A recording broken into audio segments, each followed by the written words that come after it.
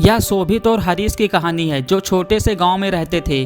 शोभित और हरीश शहर में एक ही कॉलेज में एक ही क्लास में पढ़ते थे और बेस्ट फ्रेंड थे।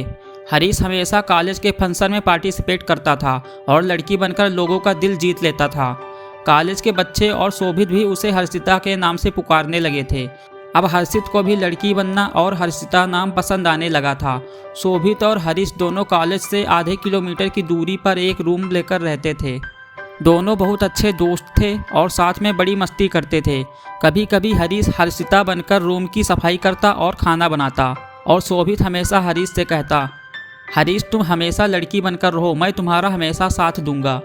हरीश भी मजाक करते हुए पूछ लेता, क्या फिर तुम मुझसे शादी करोगी? लेकिन शोभित मुस्कुराकर चुप हो जाता। एक दिन शोभित और हरीश कॉलेज से छुट्टी लेकर अपने गांव जाने लगे। रास्ते में उन्हें एक साड़ियों का शोरूम दिखाई देता है और वे दोनों उस शोरूम के अंदर चले जाते हैं। और बहुत सारी साड़ियां देखने के बाद हरीश अपने लिए एक लहंगा चोली पसंद करता है। शोभित वह लहंगा चोली अपने पैसों से खरीदकर हर्षित को गिफ्ट कर देता है और कहता है, हर्षित एक बार मैं तुम्हें इस जोड़े में दुल्हन के रूप में देखना चाहता हूँ। हर्षित मुस्कुराकर कहता है, जो हुक्म मेरे आशिक। इसके बाद दोनों बस पकड़कर गांव के लिए चल देते हैं। 5 घंटे में दोनों गांव पहुंच जाते हैं। शोभित के माता पिता बचपन में ही गुजर चुके थे और वह अपनी दादी के साथ रहता था। जैसे ही शोभित घर पहुंचा और उसकी दादी उसे देखकर बहुत खुश हुई और हर्षित अपने बड़े भैया के घर पर चला गया। अगले दिन हर्षित को शोभित की दुल्हन वाली बात याद आई और वह चाहता था कि वह शोभित के गिफ्ट किए हुए लहंगा चोली को पहने और शोभित उसकी दादी और दोस्तों को दिखाए। हर्षित बहुत उत्साहित था, लेकिन उसे चिंता भी थी क्योंकि वह पहली बार गांव में औरत बनने जा रहा था।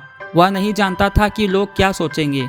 हर्षित ने खुद को डरपोक महसूस करते हुए शोभित से पूछा, क्या मैं यह लहंगा चोली पहनकर गांव वाले को दिखा सकता हूं? शोभित ने मुस्कुराते हुए कहा, हाँ हर्षित, तुम जो चाहो वह करो, तुम्हें किसी की भी चिंता नहीं करनी चाहिए। थोड़ी देर में हर्षित लहंगा चोली पहनकर दुल्हन बनकर शोभित और दोस्तों के साथ शोभित की दादी से मिलने गया। गांव वाले भी हर्षित को देखकर हैरान हो गए और एक दूसरे से पूछने लगे कि यह औरत कौन है और ऐसे सज धज कर कहाँ जा रही है।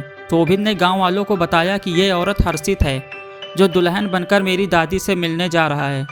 गांव वाले हर्षित को देखकर हैरान रह गए, लेकिन हर्षित खुद दुल्हन बनकर बहुत खुश था। उसकी आंखों में खुशी की एक अलग चमक थी। गांव वालों ने हर्षित को चिढ़ाते हुए कहा, यह क्या है हर्षित, तुम तो लड़के हो और लड़कियां ही लहंगा चोली पहनती हैं और दुल्हन बनती हैं।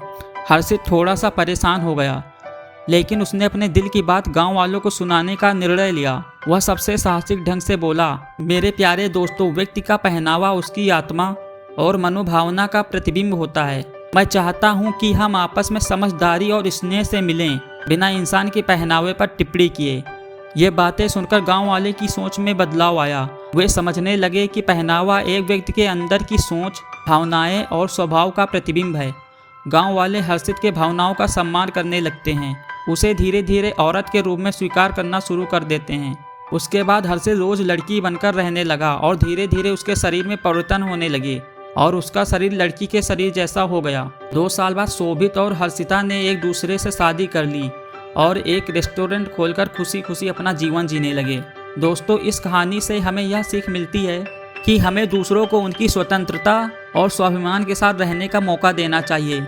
हमें किसी के द्वारा पहने गए कपड़े, रंग, रूप या जात की बजाय उनकी आत्मा को महत्व देना चाहिए।